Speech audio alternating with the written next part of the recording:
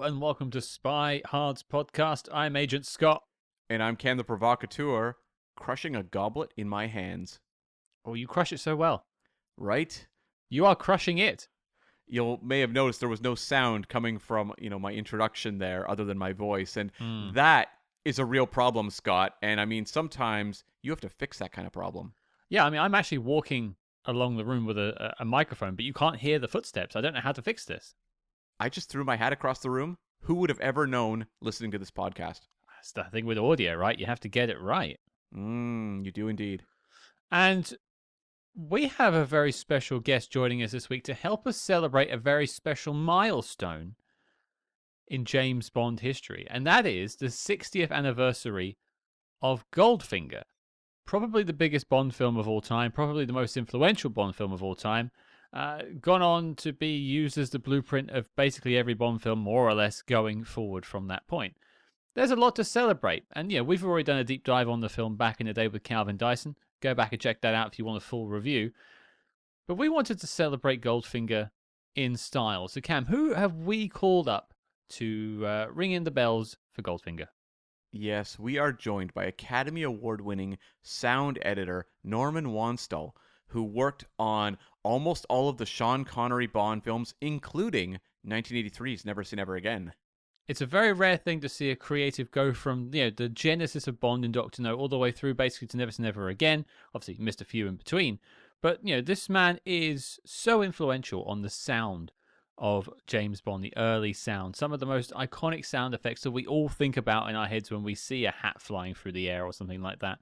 This man is responsible for. Heck, he even won an Academy Award for his work on Goldfinger. So I think without further ado, let's raise a mint julep to Goldfinger and to Norman Wanstall. Well, Cam, as you know, we are in constant need of classing up the joint. And we have a man joining us today that is nothing but class. Joining us on the show this week, Academy Award winner, Mr. Norman Wanstall. Hello, sir. How are you? Oh, I'm fine. Thank you. Yes. Considering my age, I'm pretty good. Yeah, we had some technical issues getting this all set up, but I'm putting the blame squarely at the feet of Zoom. We overcame those issues, and I'm so glad you're here with us. Yeah, so am I. Yeah. Well, yeah, on Spy Hards, the show that you're on, Cam and I love to explore the history of spy movies. And of course, you are integral to the history of James Bond. You worked on the first 5 James Bond films, but you worked on a ton of other spy films. So I'm very keen to get into that history with you. But let's take it back a teeny bit further than your first spy film, and that is just getting started in the film industry. What is it that made you want to get into the film industry in the first place, and how did you achieve that? Yes, well, I've always said that life is based on luck, especially in the film industry. But in my case, it was specific because when I was at school, it was a co-ed school, and one of the girls there, her mother worked at Pinewood Film Studios. So you're halfway there already, aren't you? And the lady said, look, in the school holiday, she said to her daughter, get a couple of friends and I'll show you around the studio for a day. Well, for boys in those days, without TV and everything, movies were everything to us. And to go around a film studio at the age of about 14 was absolutely incredible. It was a day I never forgot. It wasn't just the fact that I was walking down corridors and passing film stars. It was the fact that we were allowed onto a stage, and they are very, very sacred places. But because this lady was so important, she was the secretary to the production controller. She showed us onto the stage, and there was a set for and the person rehearsing their lines was Alan Ladd. It was Hell Below Zero, and the set, a massive cabin of a ship. And I just stood there totally bewildered. I was watching my hero rehearsing his lines. I thought, this can't be real. And I kept thinking, how did they get this cabin into this building? And cut a long story short, when there was a break, I walked round the back and it was all scaffold poles and bits of wood. And I realized the whole thing was fantasy. I thought, what a wonderful world to work in. This was all make-believe, all of it. And so when I finished my national service, which was 5 years later, I thought there's no harm done. I'll just get in touch with the lady, see if she remembers me, and just say, how do people enter the industry? And she said, come and have a chat, which was amazing. And she said there happened to be a need for a trainee in the editing department. She showed me into an editing room, and I don't know if you know much about it, but it was a bit of a come down for me. I imagined being shown with cameras and sound men and actors. That this was one person in the middle of a room running film through a machine. And I thought, I'm not too sure about this, but cut a long story short, I said I would give it a try. And the longer I stayed, the more I realized how creative the editing department is. And so I agreed, and they signed me up for 3 years. In those 3 years, Pinewood was like a factory then. It literally was like a factory. It was a factory that made films. And so the editing department was just a whole row of editing rooms, and each person was working on a different film. It was mass produced. And so over the 3 years, I was put to assist a sound editor, then I was assisting an editor, then a sound editor. So by the end of 3 years, I knew all about the editing side of movie making.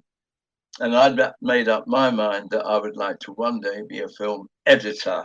But as it turned out, two of the guys there took me to one side, and they said, look, Norman, we know you've got another 3 years coming up, but out there's a freelance man called Winston Ryder, who is a complete legend, a sound editor with such a famous name, Hell Below Zero, Lawrence of Arabia, you name it, he did it. And he's very difficult to work with, but he needs an assistant. And we think you would be absolutely right for him. And I don't know if I was flattered or what, but I just said, yeah, I'll go and work for him. And I did. And I went freelance, worked with him on 3 really large American movies. And the third was Sink the Bismarck, which of course was edited by Peter Hunt. Right. What was your first meeting with Peter Hunt like? Because obviously he plays such an integral part of the Bond franchise. Absolutely.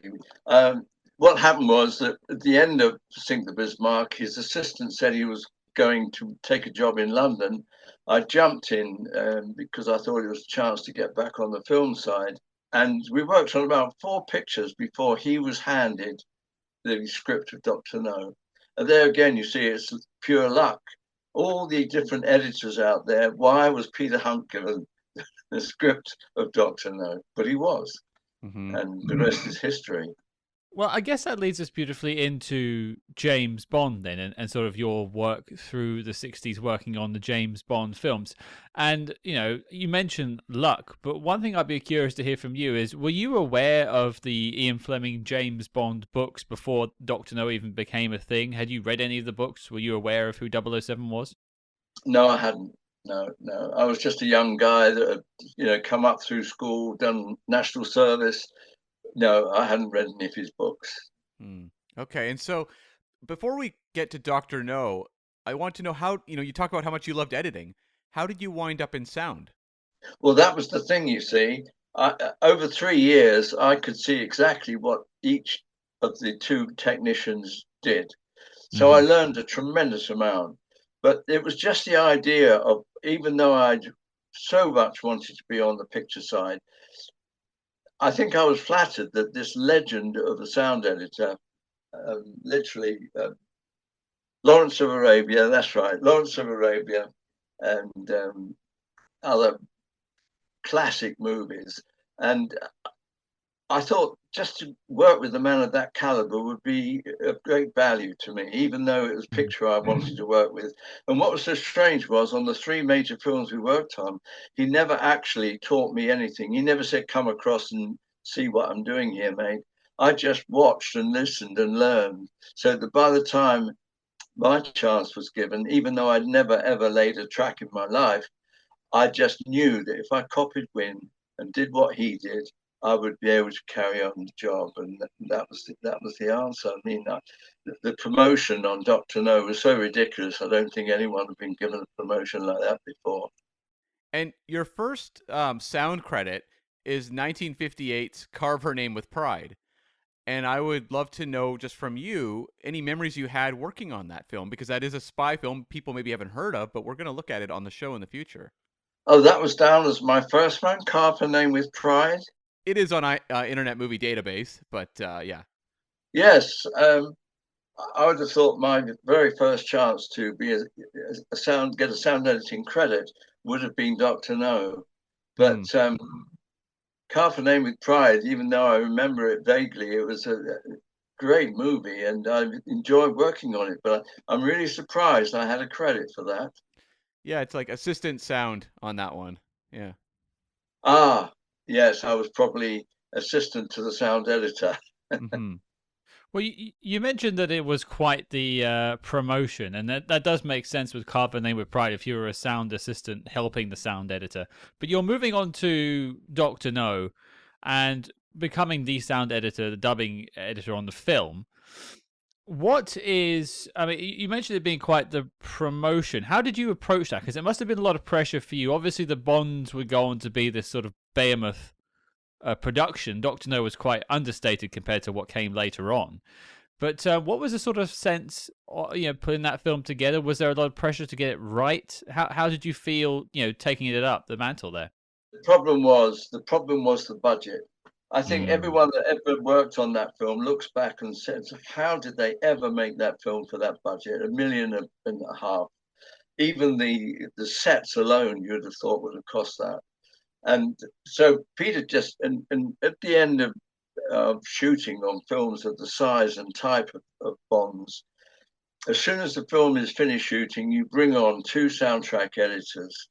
And one of them concentrates purely on the dialogue. They work with the actors, bring the actors back to replace lines that aren't adequate.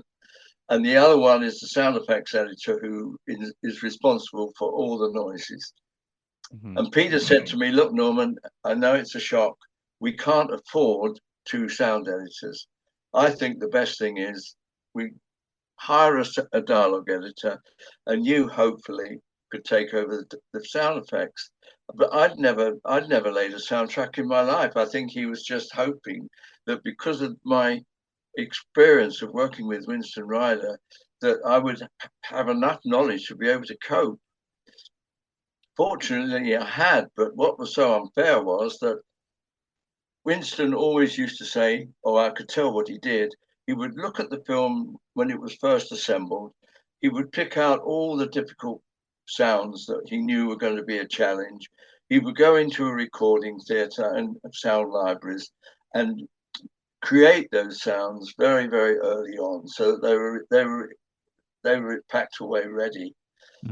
So I did the same. I picked out the difficult sounds in Dr. No, the silenced pistol, the car crashing down the cliff, the lift that he went up in, and the crunching of Dr. No's claw on that little model.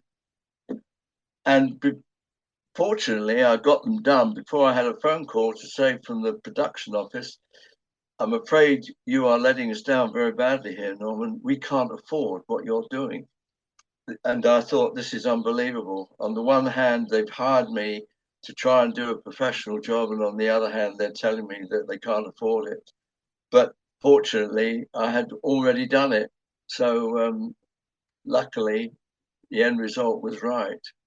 Well, you mentioned a couple of the sounds that you created there. You talk about, the silenced pistol, Dr. No's claw, and we'll go through some of the other Bond films you worked on, some of the other sounds you created. But especially with Dr. No, you said there was no budget there, and you're being chastised for spending too much money.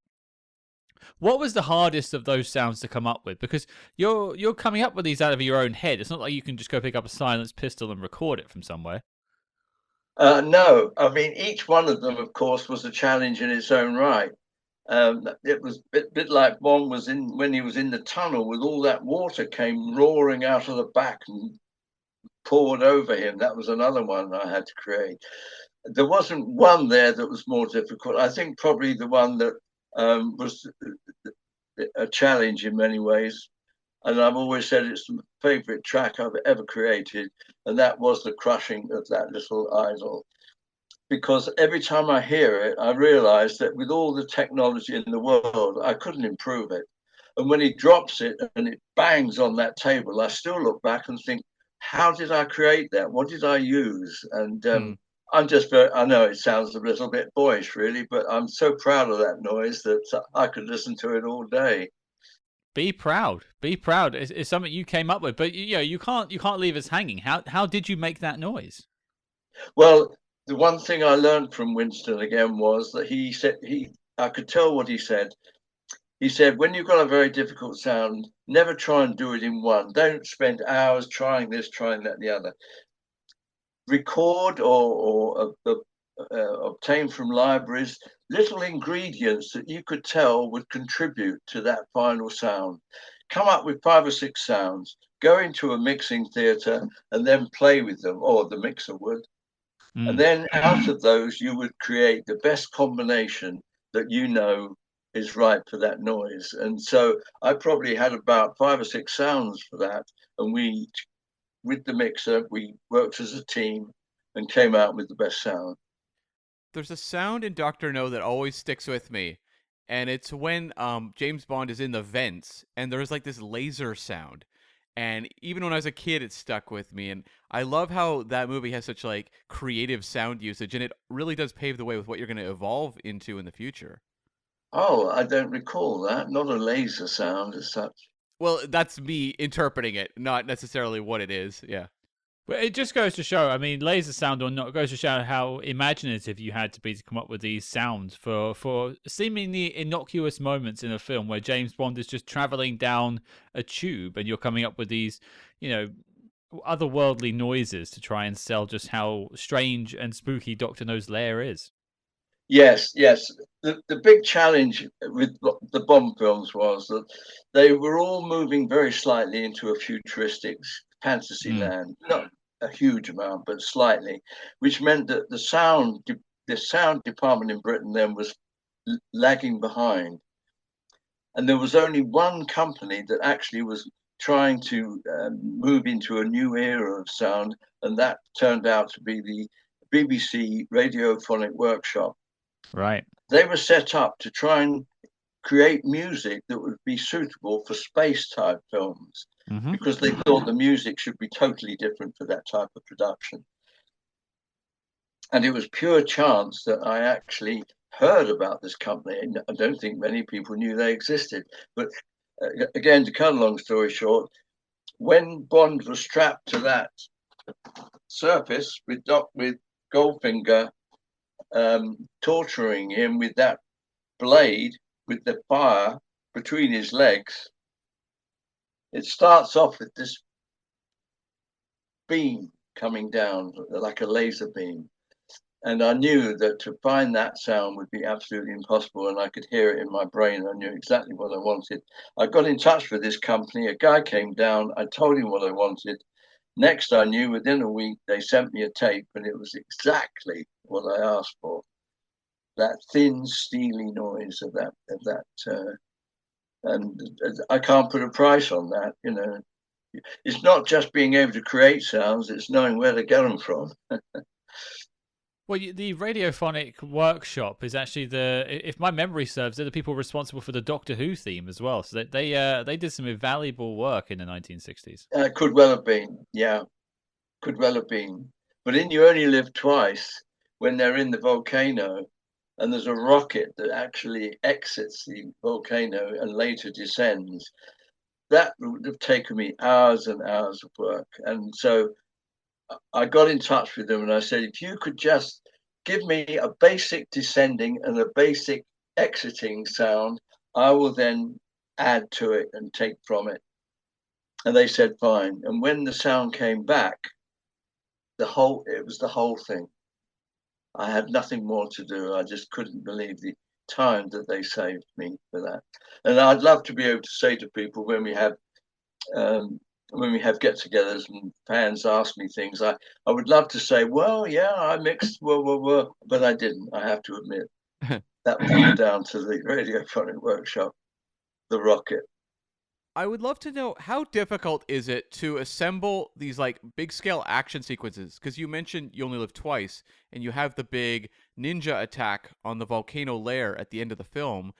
Is it really difficult when you are creating these giant battle sequences? Yes, yes, absolutely. Yes.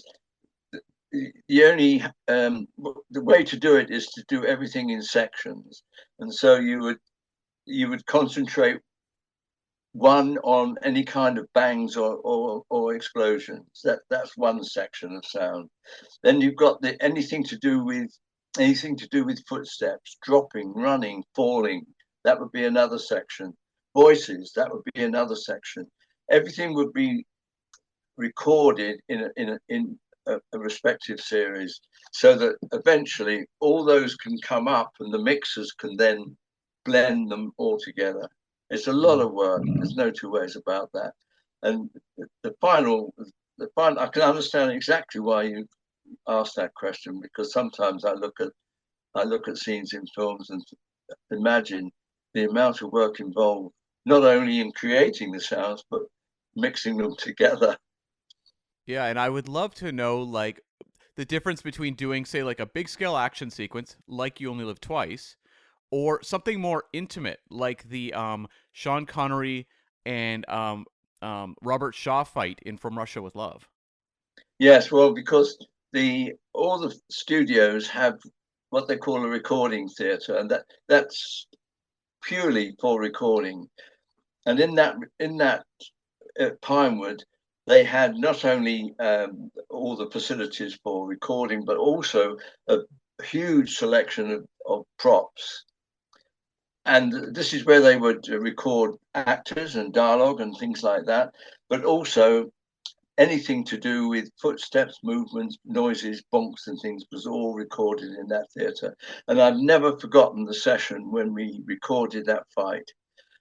I every time the mixer played back what I had just asked them to do, I was stunned by what they'd done. It was just so right. It actually matched what was happening on the screen, and I'm very, very proud of it. I have to say, that was all shot in a recording theatre. Wow, it's one of the all-time most incredible sequences. Well, you have people. I wouldn't be responsible for doing the actual movements. We had um, um, special effects artists. That was their job. They were professionals, and they would just look at the screen. Right, give me that, and give me the surface. Blah, blah, blah. And they would do it, and they were fantastic. But they would need my instructions, obviously. So, going from kind of the chaos of action sequences, I would love to just jump over to Thunderball, where you have everything taking place underwater. And there's just these underwater soundscapes that movie I think are just beautiful and transfixing, especially when you see it in a theater. If you could talk about going from kind of the above ground stuff to trying to create a world under the sea. Yes, I agree. The It was interesting actually that the recording theatre that I was doing all the movements and bonks and all the rest of it, they had a system of their own. Instead of making noises as one normally does, that we used to do the noises on the actual mic, on the stem of the mic. So when you played it back, you still had the same noise, but it had that bassy underwater sound. I thought it was quite ingenious, to be honest with you. But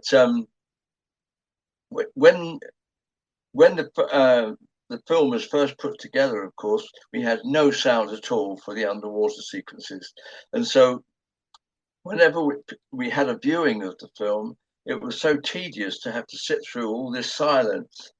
Mm. Well, I'd already started to try to create what I thought would be a good underwater sound for the water.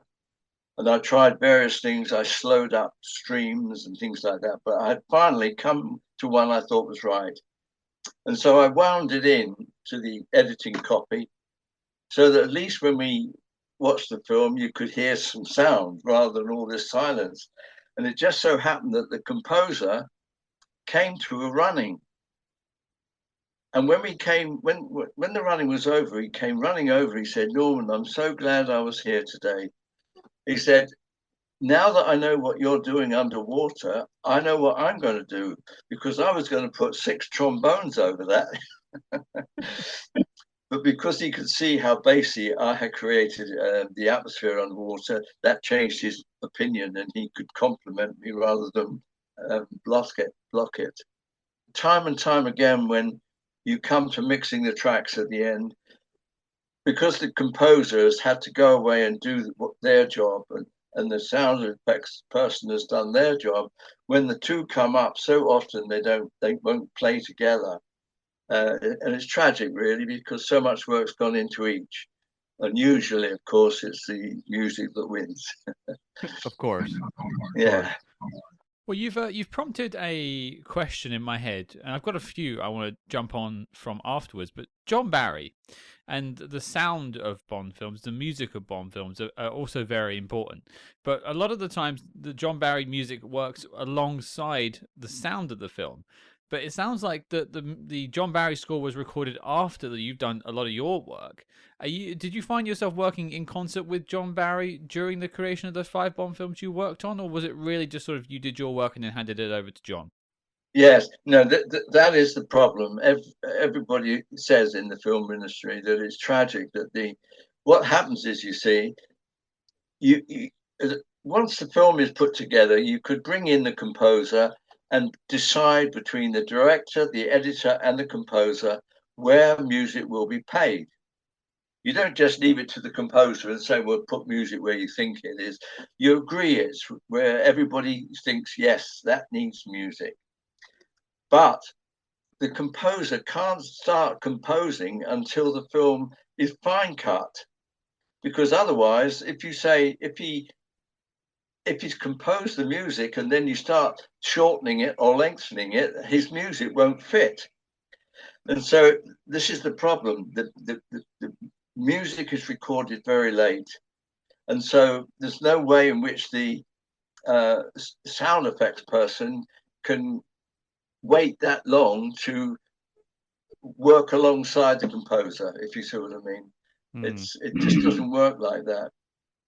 I mean, the sound effect person is working along very early on, over weeks and weeks of work, but the composer is getting ideas and thoughts about it, but the actual shooting or writing and recording is very late, very late. I'd be remiss if I didn't also bring up Harry Saltzman and Cubby Broccoli, because integral to Bond history and also to the creation of the Bond films, and they are producers on the 5 films you worked on. Did you spend much time with them and get a chance to work with the two of them? No. This is the thing about the editing department.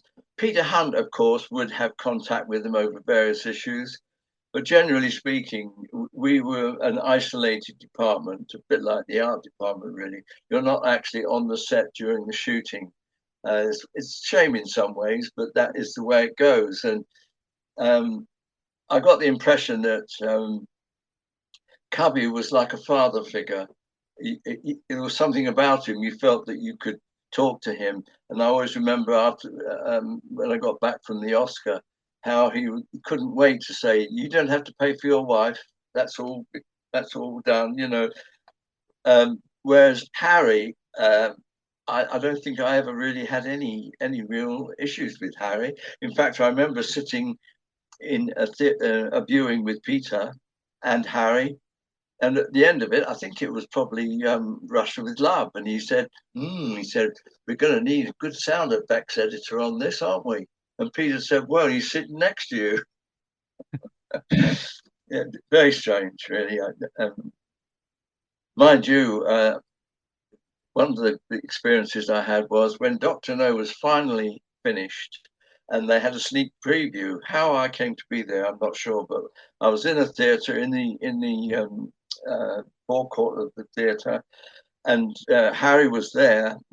Yes, Harry was there, waiting for the people that were viewing Dr. No. And I've never seen such terror on a man's face.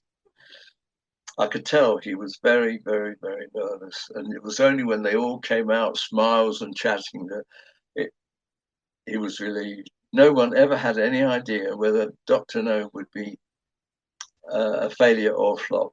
It's amazing. I've been asked that question so many times, and I can assure them no one had any idea, because they always knew that we had so much great stuff to start with. You know, the tarantula up the arm, Sean with his Bond, James Bond, and the ladies. But how are people going to react to the second half with Dr. No? Were they going to think, oh my God, who's this? But it worked. You know, you were surprised, and everyone was surprised by the success of Dr. No, but were you even more so surprised when Goldfinger, and of course Thunderball as well, really blew up and just completely changed the game? You think so? You think it changed the game? I think so. They launched the spy craze of the 1960s. You won an Oscar for Goldfinger, so the Academy's recognizing your work. Suddenly Bond becomes a worldwide phenomenon in a way that Dr. No, as great as it is, doesn't quite achieve. Oh, I see what you're saying. Yes, yes. By that time, it had taken off, hadn't it? Yeah, yeah, Yeah. I agree. And I would love to know about your Oscar win, because that was the second time ever the Academy had given out the Best Sound Oscar. What was that experience like for Goldfinger? Well, it was extraordinary, really. I think the Academy's always had a problem with sound. There's always been a sound award, but it usually ends up in a glass case in the studio, because who does it go to? You've got the recordist that records the sound when they shoot the film. You've got the sound editors that take it all apart and build it back up. And then you've got the people that actually mix it all together. So 3 different departments make a soundtrack. So I think what happened was that the editing department in America said, look, this isn't right. The people responsible for the sound effects are in a world of their own. There should be an award for that only.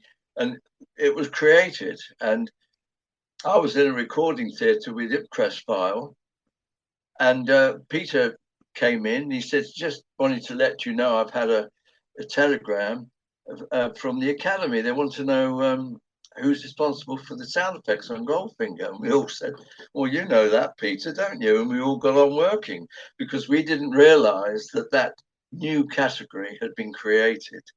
So we just ignored it. We thought perhaps it was they were making a database of who did what. And it was only a few weeks later when I got a proper notification. I realized it was, in fact, a nomination. Extraordinary, really. I have to ask it because it's a common thing to ask anyone who's won an Oscar. Where do you keep it? It's actually here. Do you want to see it? That would be amazing. Yes, he's pointing up, folks. So, yeah. No, I'm going to tell you the secret. Normally, it's in a briefcase hidden away in one of my cupboards, where I can, if I want to give a talk or go to any event, I just pick up the briefcase and I've got everything I need. I've got film, I've got a script, I've got the other, blah, blah, blah. But just recently, my house has been on the market. So I thought, just for a bit of fun, I'd have it there. Raise the selling rate there. When they come and view. Oh, that's very cool. It's something that, not a lot of Bond films have been credited by the Academy over the almost 60 years that it's been going. And to the fact that you, at such an early stage, they recognized the work that you and the team put into it, I think it's just wonderful, and I'm sure you're very proud of it. I am proud, but at the same time, I feel very fortunate that just when they introduced the new award, that one of mine happened to be current. So that was very fortunate in a way. I was a bit disappointed when I got there that there were only 2 nominations. I thought, well, in fact, that's the only time I took it seriously. Up till then, my wife and I thought, well, we're not going to win anything, so let's enjoy a trip to the States. But when I saw there were only 2 of us, I took it very, very seriously, and I would have been happier if there had been a bit more competition, really. But there we are. That's the way it went. We interrupt this program to bring you a special report. Red alert, SpyHards, we are shaking things up over on the Patreon page. That's right, we are launching an exclusive new show where we tackle the exploits of the small screen's greatest secret agents, like Jack Bauer, George Smiley, and beyond. And don't forget, every month you also get 2 Agents in the Field episodes where we decode the adventures of your favorite spy actors in their biggest non-spy movies. But Cam, tell the people what we have coming up next. Scott, it's late, we're in LA, and we're on the run from deadly assassin Tom Cruise. So we are jumping in a cab with Jamie Foxx and tackling the 2004 Michael Mann action film Collateral. Will this be a night to remember? So don't get left out in the cold. Help support your favorite spy movie podcast and join the circus at patreon.com/spyhards. But before this message self-destructs, let's get back to the Spy Jinx. Well, you know, Goldfinger was a film that won the Academy Award for you, but Goldfinger itself was a pivotal moment in Bond history. It's one of the biggest Bond films of all time. And one anecdote I read about you ahead of this is the infamous Odd Jobs hat sound, which is a creation of yours. Yes. How did you go about making that? Because it's such a unique noise. Yes, it is. And I must admit, I'm very, very proud of that. It was interesting. The moment I saw that scene, I said to my assistant, I said, go around all the toy shops. There's a couple of toys we had when we were kids. I wonder if by any chance at all, they're still stocking them. I didn't think it was any chance at all. And anyway, very, very quickly, one of them was a disc we used to have as kids, cardboard or metal, but there was string strung through it in such a way that we could pull out like that, and the disc would spin like crazy. So we would go and try and, if it was metal, we used to try and cut something on the spinning disc. I thought, if one of those was still available, that would be a really good base for that. And to my amazement, yes, he came back with one. So we went straight into a recording theatre and recorded it. And another one I remembered was that we used to have a piece of metal about that long that was twisted all the way down. And then we had a little propeller that we could put on the top with a hole, and it would go all the way down to the bottom. And then as kids, we could just push that little propeller up and off. And as soon as it spun off, it would spin all around the room, and we took that into the recording theatre and followed it with the mic. And they're the 2 main ingredients. There were another couple, but those 2 were very, very basic. And I knew that you needed the threat of when it left the hand. And we tried many, many sounds and many, many props of that. And in the end, I said, well, get a carpenter's saw, and let's just put the edge of that over the table. So we've just got that bit, and then go boing like that. And as soon as we did it, we knew we had it. And even though I don't think many people will actually hear it, I know it's there. And speaking of the villains of that movie, one of the biggest achievements, I think, in Goldfinger is the dubbing of Gert Frobe, because it is almost invisible. And I've seen. I give you full marks for that. You're one of the very, very few people that's ever said that to me. Really? Because when I've got people together, I say to them, I want to tell you something. The voice of Goldfinger is probably one of the finest pieces of revoicing in the history of film. Right? And you've detected it. I mean, what is the secret to dubbing that successfully? Because the Bond films, Goldfinger, the character Goldfinger, is kind of the, pardon the pun, the gold standard. But a lot of the Bond films are dubbed, and it's done very well in comparison to a lot of other movies at that point in time. What was your secret? Nicky Bandersnatch did a lot of them, yeah. But the thing about Goldfinger was that everyone was shocked when they discovered that he really wasn't a linguist in any way whatsoever. So they brought in a collection of actors, and we had a series of lines which we got them to record, and then Peter said, well, look, sync them up as best you can, and then we'll sit back and watch them one after the other. And I always forget the guy's name, but as soon as his came up, we realized that that was definitely the choice.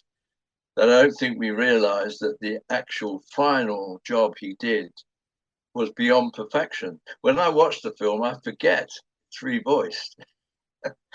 It's stupid, really, but I just admire it so much. Everything about it, the threat, the accent, and the sync, absolutely amazing. So it really does like strongly depend on casting as well to a degree. Oh, yeah. I mean, he's a good character, but he obviously hadn't explained that all he was going to do was learn the lines the night before and say them parrot fashion. Well, we've spoken about sort of the 5 Bond films in bits and bobs that you worked on, but You Only Live Twice was the last one you worked on in the Bond films until you came back later on for Never Say Never Again, which we'll get to in a minute. But I wanted to kind of hear from you because soon afterwards you transitioned into doing film editing, which is something you wanted to do since the beginning. Was that the main impulse with you leaving the Bond films, just to pursue editing film itself? No. Once I started film editing, I really felt I'd achieved everything I'd ever wanted to achieve, and I actually edited 6 films altogether. But I felt now I'd achieved everything that I'd set out to achieve, but I'd reached the age of 40, and I said to my wife, and she said to me, another 25 years of in work, out of work, in work, out of work, working abroad, working late. Was that the life we really, really wanted? And we talked it through and decided that no, we would like to break away and have a more normal existence with our kids and everything. So I just felt after 6 films, I'd achieved what I wanted to achieve, and it was time to move on.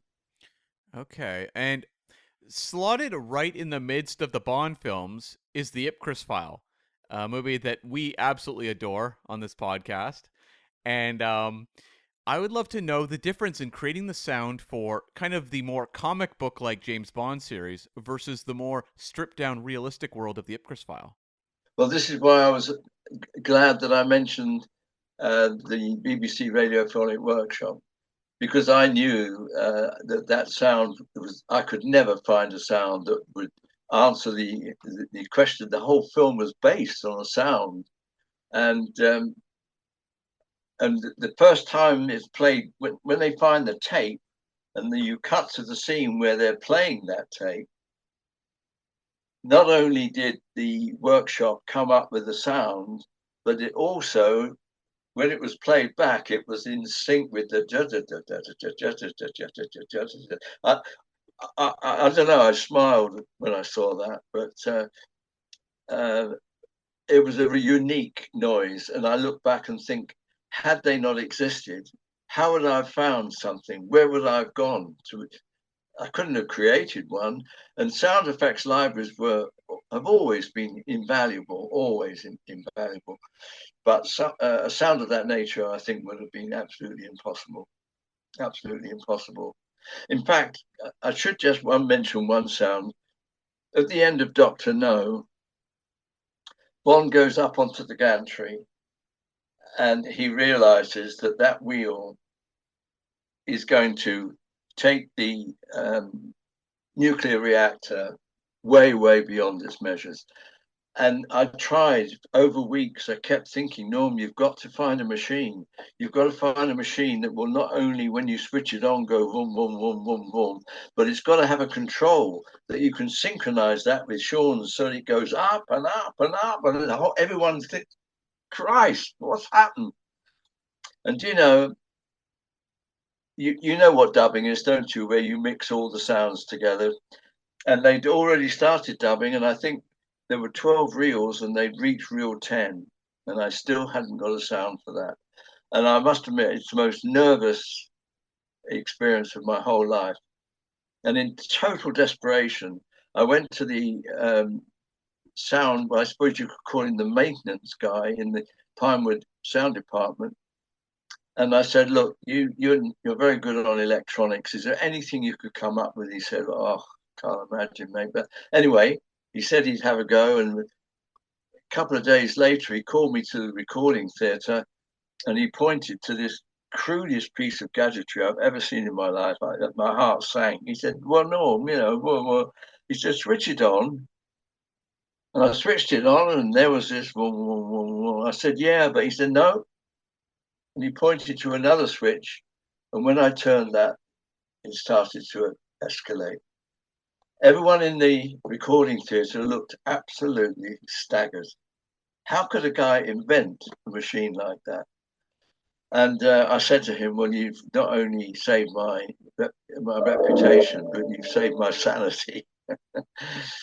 And every time I see that sound, people just accept it. They've no idea how lucky and fortunate and how brilliant that guy was to have created that sound. And it works, doesn't it? It works. It really does, yeah. And I would love to know, just getting back to Ipcress File for a second, I read an interview with you and you said it was your favorite movie you've ever worked on. What was it about that one for you? It was because unlike the first Bond film and other films I've worked on, you're never really sure what you're working on. You have your own ideas about yes and no. Ipcress File, as far as I was concerned, was going to be a success. There was something about the film that I thought, this is quality. This has got something going for it, including the style of directing, which you probably know the producers were going to sack the director, but Peter Hunt said, no. And I just knew. And of course, it won the best film of the year. It was different and exciting. And you mentioned the director there. I was just curious if you had any memories of Sidney J. Furie. No, you know his name, yeah? You can remember his name? Yeah, Sidney J. Furie. That's right, yeah. That's where your memory's better than mine. But I did once see a little, I don't know who shot it, but a little scene with Peter Hunt and him sitting in the car, and they were and he was thanking Peter for backing him up, and I treasured that. I really did. One film I did sort of briefly mention, but we sort of jumped onto Ipcress File. I'll take us back to is Never Say Never Again. A departure from what you knew in the 1960s with James Bond, and an unofficial Bond film to many. But you had retired by that point, and then you were brought back to the studio for this. What was it, that enticed you back in to do this film?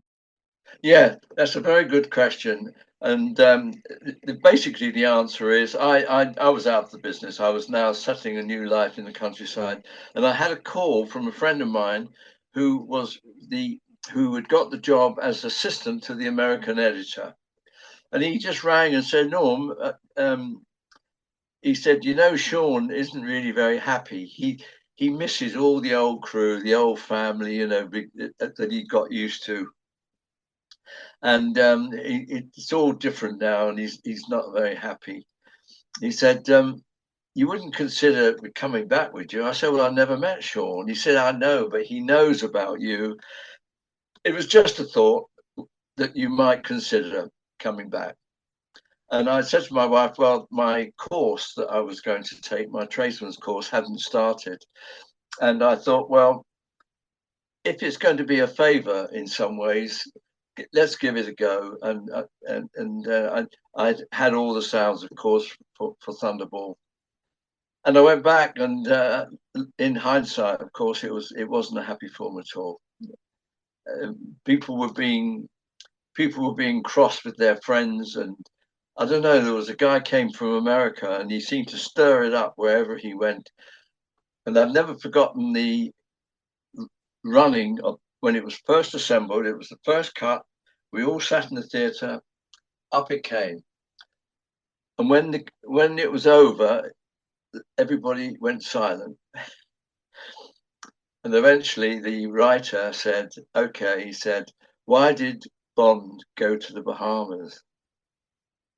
And everybody said, "Yes. Why did he go to the Bahamas?" In fact, they hadn't looked at the script closely enough, and there wasn't a scene that justified him going to the Bahamas. This is unheard of in the history of film. This is why you have draft after draft after draft, always finding those, but we haven't done war. But they didn't do it on that. I can't recall how they got around it, but I think that was when, because we've spoken with Dick Clement and Ian LaFrennay before, who two of the writers on the film. We've had them on the show, and I think they were then brought in to try and fix that problem, basically. So they shot another scene, I expect. They probably shot another scene that they could insert into the cutting copy. Is that what they said? I think that's what my memory's saying. Although, to be fair, my memory also fails me from time to time, so I could be wrong on that. Yeah, but it wasn't a happy film. It wasn't a happy film at all. And there seemed to be so many people when we were doing the mixing, the dubbing. There seemed to be so many people giving their opinions. I kept thinking, how's this sound going to get past all these different opinions? I've never worked like that before. You know, you're a team, and it's awful. Well, I guess it's sort of the difference between having an established team making the earlier Bond films, you know, with Saltzman and Broccoli overseeing it, versus a new team trying to create their kind of a more American version. Yes. Yeah, you're right. But I always felt that the idea of making a film with so much underwater was not a good idea. There's only so much you can do. I mean, so many scenes where you've got bubbles everywhere. I mean, I had a guy whose only job was doing the bubbles, but at times you couldn't cover all those bubbles. And I kept thinking, cover it with music, do something, you know. It hadn't been thought out enough, really. Only in the film industry would you have a bubble guy. You know, I mentioned that there were other spy movies that you worked on, and I know we could get into the nitty gritty about things like Never Say Never Again, but it sounds like it wasn't a very harmonious working environment from everyone that we've spoken to, including yourself. It really is saying that. But you know, one thing I noticed is you sort of came back for that, but then didn't stick around afterwards. So was that kind of a one and done? You were like, yeah, I've stayed away for a reason after doing that. Yes, because I was now in the Midlands. A friend of mine had set himself up at Yorkshire TV. He worked there for so long now. He even had a little house that he used to live in a lot of the time. And he said to me, Norm, he said, "There's at the moment we're making a proper film, and I really do need some help. But everybody's telling me not to bring up one of the lads from down south because they'll probably start moving in on your domain. I wondered if you would think about just coming and being my helper." And of course, he was working on 16mm film. And just as a favor to him, I did go up there. And I thought, after a couple of goes, I said to him, "Okay, well, that's it. I think that's enough now. I've got to concentrate on a new career." I did miss the industry in some ways, but unfortunately, as so many people agree, it's in all aspects of the art world. You're doing a job that you passionately adore, but you have to have all the snags that go with it. You know, the time out of work. Yeah, it's not easy. Well, speaking of not easy, one thing I mentioned earlier on is you moved into the world of film editing in the early 70s before you retired. And one of the films, because some of the films you worked on included Joanna, Jerusalem File, and then a spy film is one of the last ones you worked on, which is Who, also known as Robo Man, about a Cold War person who comes back from the East Berlin, and is basically half robot. A very interesting concept for a spy movie for sure. But you're doing the editing on that. How did that film come to you, and do you have sort of any memories of working on it, really? Well, yes, certainly I do, because I was working abroad for a start.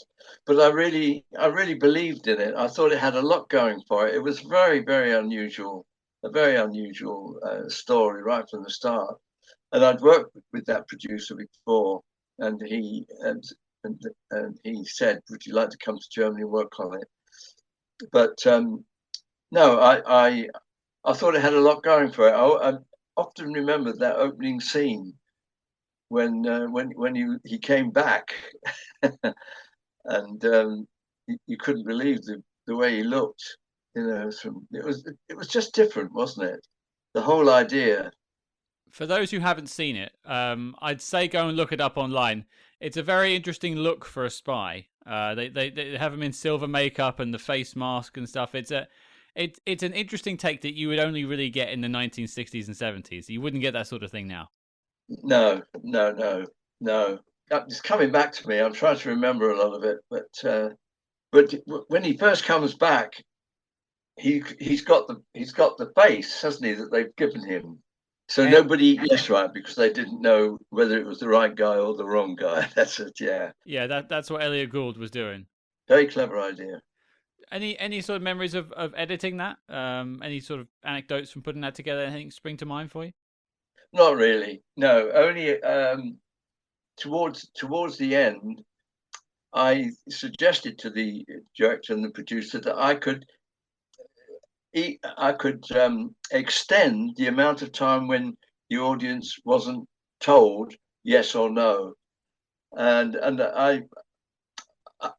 I thought that the longer people were still waiting to find out whether he was the right guy or the wrong guy would have been good.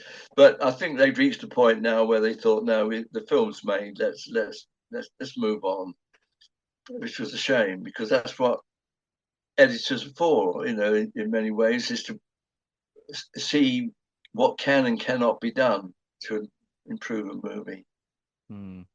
As Kubrick said, you know, films are made in the cutting room, but I think that's a bit extreme.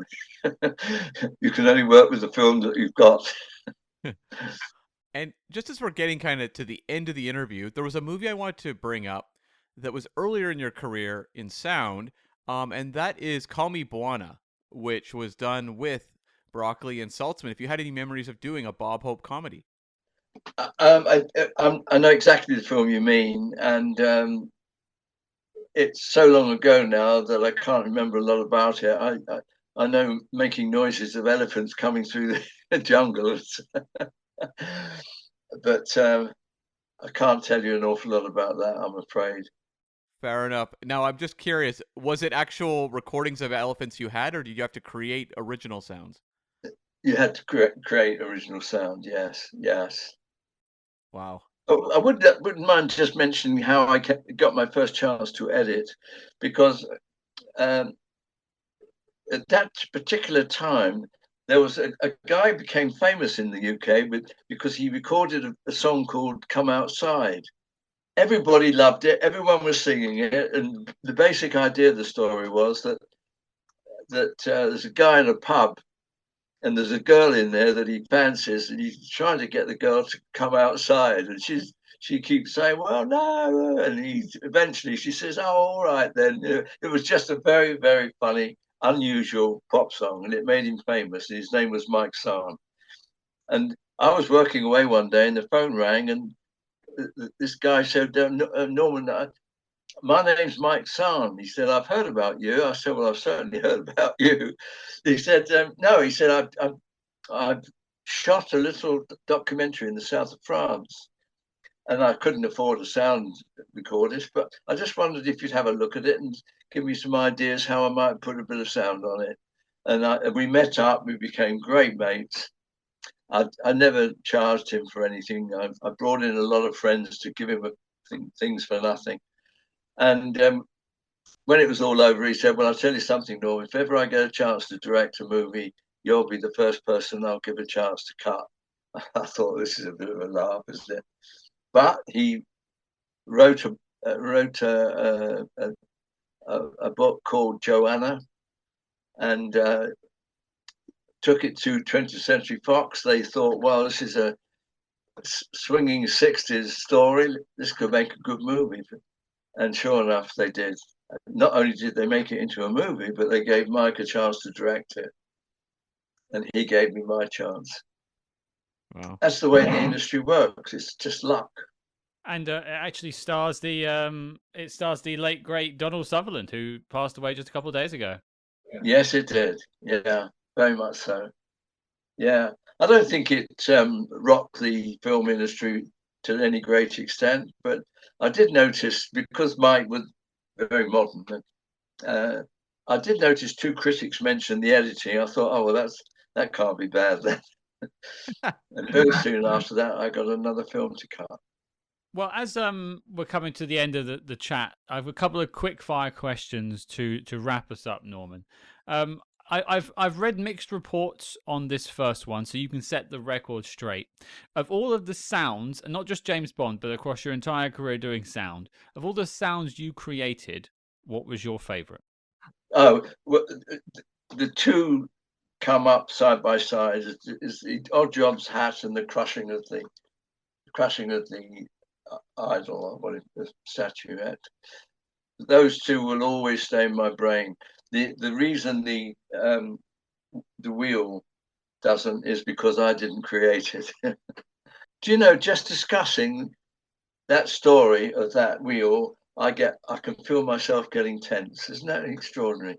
Because can you imagine if they'd reached that reel and there was no sound on it? I just look back and think, whatever would have happened. It just goes to show there must have been something, sort of something in the water at that point, because Doctor No at many stages shouldn't have been a success. There were so many things going against it, from no money to a talent who had not really a proven track record in Sean Connery, and yet it still remains one of the best of the franchise and made a franchise that has run 60 years. It just is a bit of a marvel, really. It is a bit of a marvel, but I'm amazed that I'm constantly being invited to events to do with Goldfinger. It's always Goldfinger, and yet I'm the only one that ever criticizes it. And I think back to when they're on the golf course, and he's on the golf course and he drops a piece of gold onto the turf to bond himself. Now he and Goldfinger are talking about X, Y, Z. Yeah, it was 1935 or whatever. And you think, yeah, he's done it. They're mates now. He can get right inside. And then what does he do? He cheats with the ball and falls out with Goldfinger. And so I think, well, what was the whole point of that scene? To make friends and then fall out with him, which he did deliberately. It wasn't a mistake. It was deliberate. No one ever picks on that. They all just accept it. And it was the same when he was lying on the metal plate, and he escapes it by saying that he knows the password. And so Goldfinger feels, whoa, I better stop this. And yet it's never mentioned again. It's sort of the unintentional comedy of the Bond films, is that James Bond is actually not a very good spy. No, you could argue that, my lord. Well, that actually takes me over to my last question for you, and it's a question that we've asked every single person that's been on the show over the last 4 years, and that is, Norman Wanstall. We talk about spy movies here every week. We celebrate spy movies, but what is your favorite spy movie of all time? Yeah, that is a difficult one, because my favorite film of all time, you couldn't really call it spy. It's the one with the bomb disposal man. The Hurt Locker? Hurt Locker. I wish I could call that a spy movie, because that is without doubt my favorite film. But I can't recall. No, I can't really answer that. I wish I could. I suppose Ipcress probably because I adored the film, respected it, and I suppose you'd argue that's a spy film, wouldn't you? Yep, it totally is. Yeah. Did you ever see the sequels to the Ipcress File? No, I don't know why. I often look back at that and think it just sort of passed me by. What was it called again? The second one is called Funeral in Berlin, and it's actually quite good. And then the third one is $1 Billion Brain, which is a little stranger. I must say your memory is very good.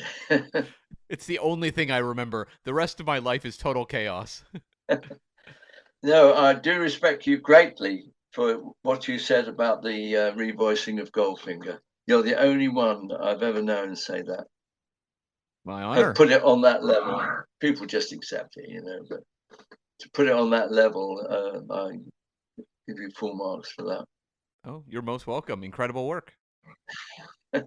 As I said at the beginning, Norman, you're here to class up the joint and to bring some much-needed wisdom to the show, which you have. And I can only thank you for your time.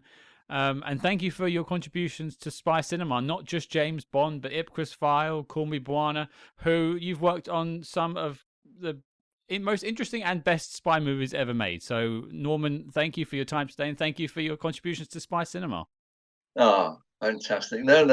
That's your judgment. And if that's what you say, I'll believe you. Great to see you guys. And I didn't realize that you had that main theme of spies, but you obviously have, and no doubt that's how you'll continue.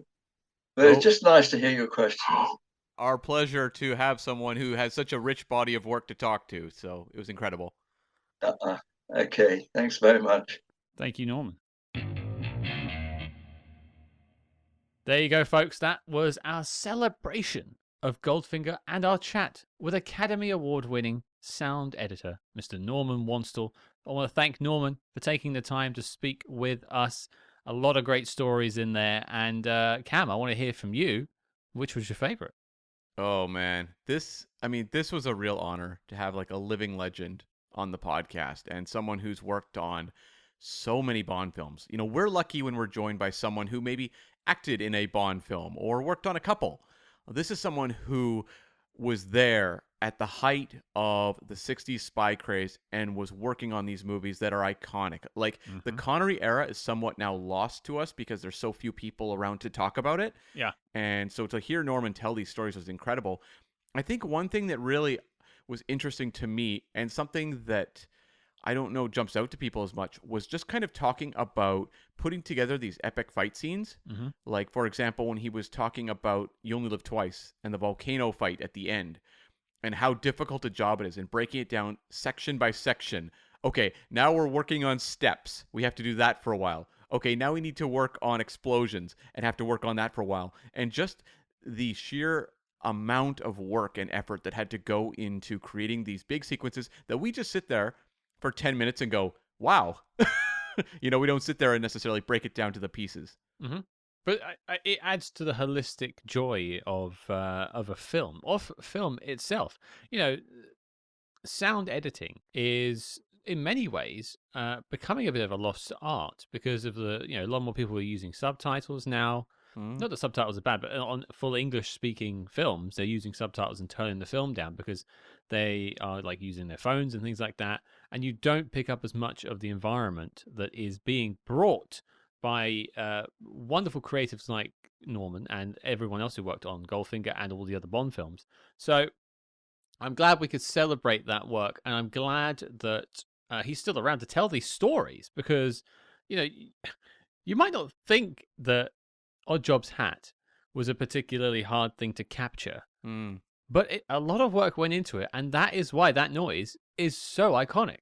Yeah, and just the ingenious kind of moment he talked about where it was like, wait, there was this child's toy from back in the day that used to make a specific sound. We need to track that down. And like when I watched the movie, and I've seen the movie so many times over the years, it would have never occurred to me that that was a difficult thing to achieve. No, I think is what makes it so easy to sort of access. It doesn't sound too sci-fi-y, all the stuff. Like, I mean, maybe Moonraker sounds a bit sci-fi. Yeah, he didn't work on that one at least. He didn't work on that one, but it grounds it. Yeah. Because you can understand these noises. And for me, I mean, I could spend another 45 minutes waxing poetically about every single sound he created. We could probably go through and catalog some of them. But what I actually found really interesting, because you listeners know I love for me some 80s Sean Connery, is that Norman basically came out of retirement from his farm to work on Never Say Never Again. And what a headache that film seemed to have been for him. Yep. And everyone else that we've ever interviewed have had some negative things to say about the film, from Barbara Carrera to Dick Clement and Ian LaFrennay, who wrote some of the film, and now Norman Wanstall. I guess this makes this our third Never Say Never Again interview. They did not agree with Never Say Never Again, the title. They were like, no, never. Just never call me again. Yeah, exactly. The fact that he was like, well, you know what? I think I'm just going to retire basically from here. I'm good. Yeah, I mean, judging from what we've learned over the years about that film, it may have retired a few people. Yeah, and just the contrast, because we hear all these stories about the Eon productions and how it's this real family environment. You did have some squabbling earlier on when you had Saltzman and Broccoli together, more so, but still it seemed like it was a pretty unified production concept where they were very protective and they had a good environment for their cast and crew. And then you jump over to hearing stories about Never Say Never Again, where it was just like chaos. Like they didn't have that infrastructure established to create this kind of positive, creative environment. And well, there's a reason Connery walked away, and many others walked away as well. There is definitely a reason, and I also want to just take a beat to acknowledge two things, and hopefully I'll remember the second thing when I finish talking about the first thing. But that is just how involved the art of creating sound was back in the 60s and years before, and for many years afterwards. I mean, you look at there's like a sort of a sense of a DIY nature to it. You mentioned the kid's toy for Odd Job's hat. Yeah. To expand that slightly, you think about the Doctor Who theme tune. Yeah. That one of the first synth theme tunes ever made at the BBC Radio Workshop. I can't remember the exact name for it. Radiophonic Workshop, I think. But like revolutionary, but also very DIY in how some of it was put together. You think about like some of the noises in Star Trek. Like that is all DIY stuff that has gone on to form a foundation that has gone on for 60 odd years with Star Trek as well. But nowadays, you just use a plug-in on a computer and make a transporter noise. Whereas back then, I can't remember exactly how they did it with transporters, but I think it's like slowed down dropping of pennies or something like that. I can't remember, but it's something very odd, but it's iconic. And it just so much craft went into it that a lot of people just sort of skimming through Goldfinger or Thunderball or Dr. No or whatever could really miss. So I'm glad we are talking about Norman, celebrating with Norman and his work. I mean, I used to love watching the documentaries on some of the Star Wars Blu-rays and DVDs where you would have Ben Burt, the sound designer, just talk about creating the sounds of R2-D2 and lightsabers and all that sort of thing. He's like, I went bleep, bleep, bleep, bleep, bleep, bleep, and that was it. Well, it was like, the lightsaber, it was like kind of the sound emanating from like, I think it was a TV, like the rabbit ears on a TV or something like that. And then combining that with a few other things. But it was like kind of just someone who has the ear to detect a unique sound. And I mean, I was amused. He didn't remember the details as much, but I asked Norman about working on Call Me Bwana, the Eon Bob Hope film. And he, that one I don't know stands out as much to him on his filmography, but he just kind of was like, oh, I remember having to create elephant sounds. And it wasn't, I had to record elephants or we had a library of elephant sounds. No, I had to create elephant sounds. Yeah, because now you just go to a repository of sounds, and there would be multiple different elephants, happy elephants, scared elephants, or Scott pretending to be an elephant. That was a horse. And, boy, was it ever, and what a majestic horse it was. Horse Hearts is alive and well. Oh. There you go. That's a horse. That's a horse. Yeah. But clearly, I'm not an award-winning sound editor, nor should I ever be employed as one. Not with that attitude. Not yet. There's a burgeoning career of audio work ahead of me, folks. I'm free. Hire me, please. I need to feed myself. Stepping outside of the Goldfinger and Bond celebration for a second, he also worked on the Ipcress File, which may not be my favorite spy movie of all time, but it has a very great soundtrack and also some very interesting sound effects, including the Ipcress effect itself, which we got to speak to the guy who came up with the Ipcress sound. That's pretty cool. Yep, and he talked about how challenging it was to create that sound as well. And Ipcress File was also his favorite movie he'd ever worked on, which I thought was notable because when you've got, a list of credits that include things like Dr. No and From Russia with Love and Goldfinger, and you're choosing the Ipcress File as your favorite, I thought that was interesting. I think so too, and I don't think there'll be many Ipcress File SpyMaster interviews in our future. We're still trying, folks. We're still trying. There's a couple of people out there that is still possible. Like if I should dive into that and see if I can find someone. Yeah, because now we've had Norman on there on the show to talk about it, so that's great. But yeah, it's a start. It's a start. I've got the itch now. I want some more Ipcress. Do I? What am I talking about? I'm clearly tired. But yeah, so I think like as a celebration goes of Goldfinger, I don't think we could have picked a better man to speak to. Norman, you've been an absolute star. Thank you once again for joining us. Thank you all for tuning in and listening and celebrating Goldfinger. Cam, before I let everyone go, I need to hear from you. What is your favorite sound effect of all time? Of all time? Okay, so, I think I'll just have to tie it back to one of the movies that was one of the first impactful things I ever experienced, and it would be Darth Vader's breathing in Star Wars: A New Hope. Oh, yeah. How was that achieved? Do you know? I think it was just like a regulator from like scuba diving. Oh, cool. Okay, I didn't know. I may be wrong, but I think it was maybe that mixed with something else. It's been a while since I watched those documentaries on the TV. I have a very soft spot for Star Trek phasers. Yeah. Okay. Yeah. And then there's different shows, there's different noises, and I was very young. I got a real Michael Winslow on my hands today. Yeah, I'm full of pep. I really am with it today. I really am just trying to sell myself as a sound guy. But yeah, folks, if you have a favorite sound effect, let us know. I'm sure I'll ask on social media, jump in and join the discussion. But there you go. That was our Goldfinger celebration. And last but not least, Cam, the question goes to you. I think after a couple of weeks of SpyMaster interviews, I think this is our third week in a row of SpyMaster interviews now. We're resuming normal scheduling. So I think we have a film for everyone.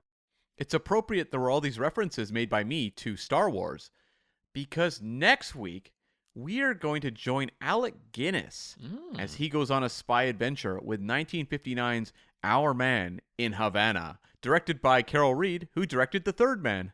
It's all connecting. And is Alec Guinness going to be running around Havana with a lightsaber and having a duel with someone? Who knows? I haven't seen the film, but I'll find out. Probably not. Alec Guinness was really angry about Star Wars later down the road.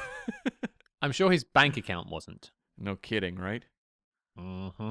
Well, folks, your mission, should you choose to accept it, is to join us next week as we head back to 1959 and look at Our Man in Havana. If you like what you heard on the show, please consider joining us over on our Patreon. You heard the ad earlier on. There's a link in the show notes below. We'd love to have you as part of the community over there. We hear your suggestions on films we can talk about. We also have a wide range of bonus episodes, including Spy TV reviews and bonus movie reviews, all accessible to our patrons only. So if you want to be part of that exclusive club, you know where to find Cam and I. And if enough people join, we can put out the No Scots Allowed sign. Well, then I'll make my own Patreon, just Scott Patreon, and you can all join. It'll be £1 cheaper than SpyHard's Patreon, so you'll all come and join that instead. But either way, join either one. Come and join the fun. I think it's over 100 bonus episodes. If you want more SpyHards in your ears for your ears only, that's where to find us, and that's the end of my hard sell. If you don't already, make sure you follow us discreetly on social media at SpyHards. That's SpyHards everywhere: Facebook, Instagram. I don't like saying it, but X. Ugh. But until next time, folks, you'll find me working harder than ever on my elephant impression.